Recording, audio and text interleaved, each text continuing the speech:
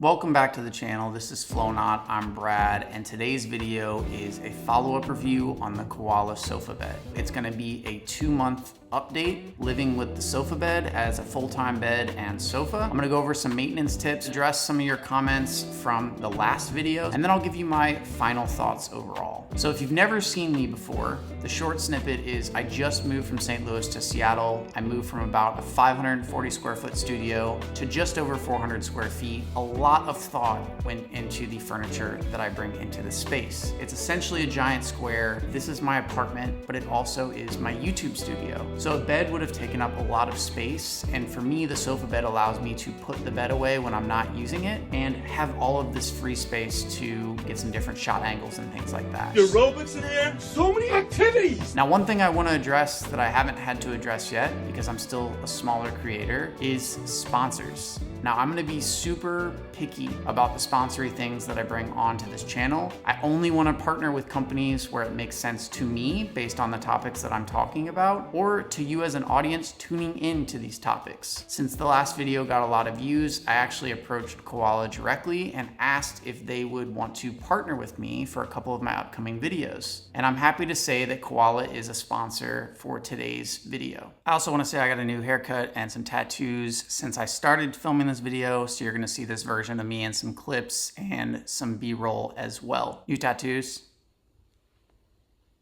Jerry and Tom. Kind of cool, because when I flex, he splits apart even more. Also known as Thomas or Gerald during the week, or Jerry Bear and Tomcat on the weekends. So over the last 2 months, I've noticed a few things. Super comfortable as a sofa and surprisingly as a bed. I think I went into it with, I love the aesthetics so much and the space-saving elements for the studio apartment that I was just gonna get used to whatever it was as a full-time bed. Now, I mentioned this on the other video, I am a side sleeper, so I can only speak to that. I also have a friend who just bought this, who's a stomach sleeper, and he's gonna give me an update after he gets some use out of his bed. I love that this mattress is very firm. It's weird because the fact that it's a sofa too, when you fold it up to sit in it as a sofa, you're almost reshaping the bed. Same thing for a bed. When you go to sleep and sleep on it as a bed, you're almost reshaping the sofa. Me being 6 foot and about 165 pounds, I can lay down on the sofa if I'm hanging out watching TV or a movie and almost stretch all the way out. The wake up and sleep process has become somewhat meditative. And through my research that I talked about on the other video, I noticed that time and time again with people using the Shiki futons or the futons on the floor. They said that folding the bed up in the morning or unfolding it at night, it just had a meditative element to it where it's signaling your brain that hey, it's time to go to bed, or hey, it's time to wake up. So in the morning, it's almost like a stretch. I have to move the coffee table, which has some weight to it. It takes a little bit more effort to get out of bed in the morning since you're closer to the floor. Overall, I've seen actually a positive impact because of it. Okay, so even though this bed has been pretty comfortable, there is one main thing to note, and we talked about it in the first video, but I want to go into a little bit more detail this time, and that's the crease. So I'm going to show some different angles, especially as I've used it every day for these last 2 months. I think it'll give you a good idea of some of the minor wear that I've seen on the second layer of mattress, and something that I did that's a small little trick that really helped the comfort level if you're using this as a full-time bed. So when it comes out as a bed, there's this minor crease here, which is the seam that allows it to fold back into a sofa. But when you're sleeping on this, notice the baseboard of the sofa is right here. So when weight comes down on this area, you notice this seam more. I don't notice it as much when I'm a side sleeper, but I imagine a back sleeper or a stomach sleeper might notice it a little bit more. And a back sleeper did comment, which I'll get to a little bit later in this video. So if I start at the side, this is the edge. I'm gonna run my hand up, run it back down. If I move to more of the center, run my hand up. And I'm gonna run my hand down. So you can see that it's just a little bit more of a dip in the center compared to the side. Now I'm gonna show you a little trick that has really helped me in terms of sleeping and has eliminated any discomfort that I'm seeing from that crease. I'm just moving this mattress a little bit forward, about a fist's width away. You can see I just moved the mattress over, so we're about a fist's width away. So now you can see the crease, it shifted just slightly. So what that allows is you don't feel this crease really anymore, because now you have this whole mattress kind of taking the blunt of the weight that your body puts down, and it keeps it more even. That's helped me a ton and has eliminated that minor discomfort. So I'll give you a quick example of what it looks like putting it away. And I literally just tuck it in the back. That's it. Just make sure it's somewhat flat. I have noticed one spot of pilling and a few loose threads. I've only seen maybe 3 of these. One was on the pillow and I think another one was on the other side.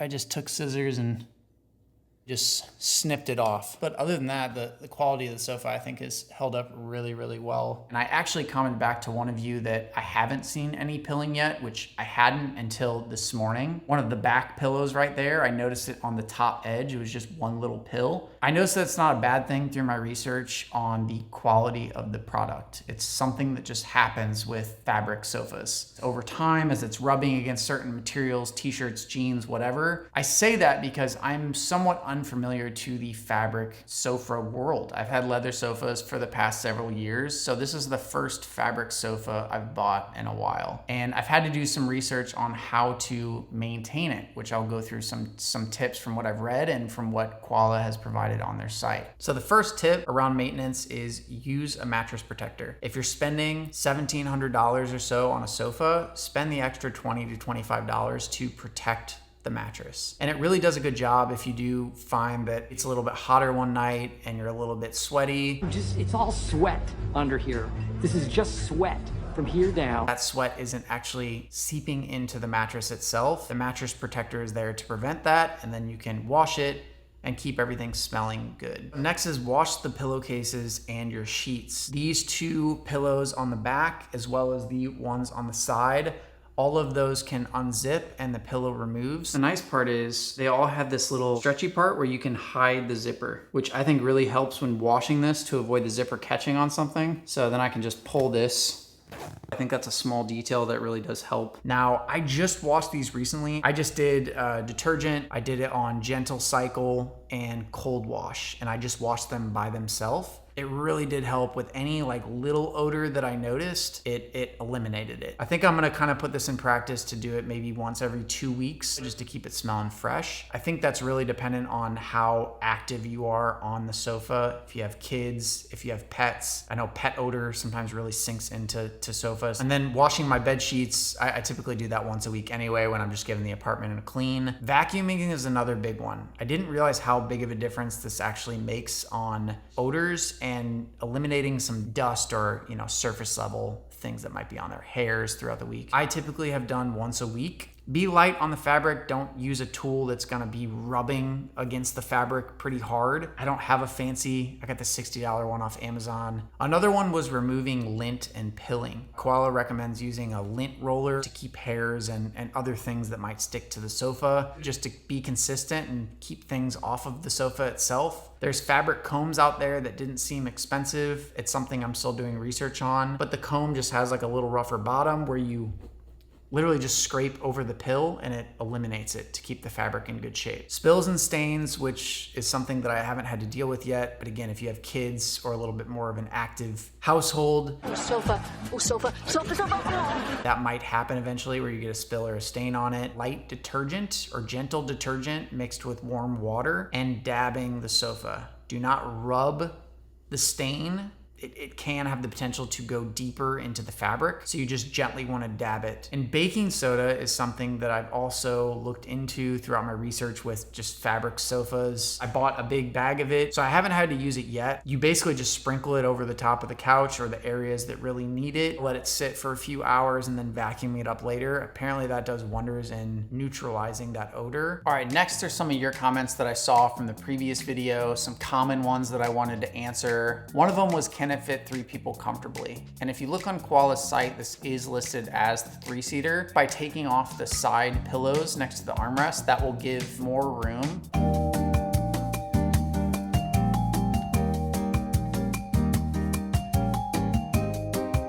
Some of you wanted to know, does it sleep warm or hot, being that it is still a foam type of mattress. I actually do not sweat on this at night. Now, I only sleep with a top sheet. I don't have a big blanket. I haven't bought one yet. I'm still thinking of a creative way on not getting a huge comforter that I have to store somewhere. I typically sleep with that fan on and I haven't had any issues. So out of warm or hot, I would say it sleeps warm. Definitely doesn't sleep cool, but I wouldn't say it sleeps hot. Is getting out of a bed that low hard? This made me laugh in some of the comments. One of you said, I don't want to get out of a bed where I have to get on all fours to get out of it. I think that's overcomplicating it. It's not me on my hands and knees climbing out of this bed in the morning. It's not that tough. You scoot your butt off to the side, you climb up. Sure, it takes a little bit more effort than just falling out of a traditional bed. Another common question I got was, why not get a Murphy bed? To me, a Murphy bed makes sense if I owned the apartment. A video that I love called Get Hands Dirty. She's a furniture designer. She made a custom Murphy bed around her living room in a smaller apartment. Your standard Murphy bed, if it's not custom like that, is typically more heavy. And to me, they just don't look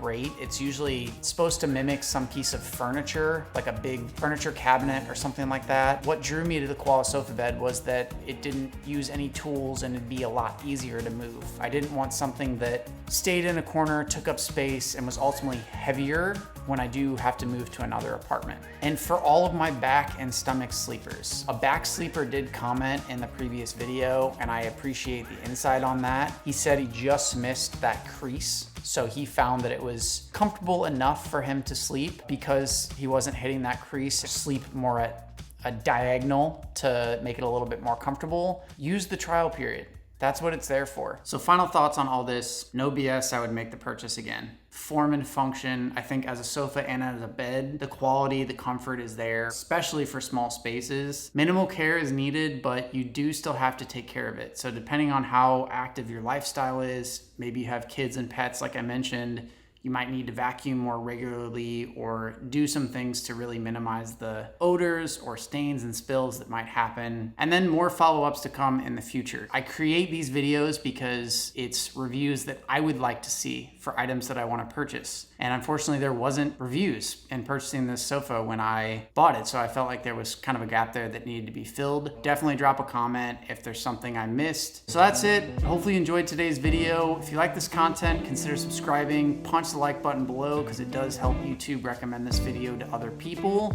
And I will catch you on my next video for my apartment tour. See ya. As both a sofa and a bed, I think is a huge win, along with the safe spacing, along with the space saving, along with the space, it's tripping me up.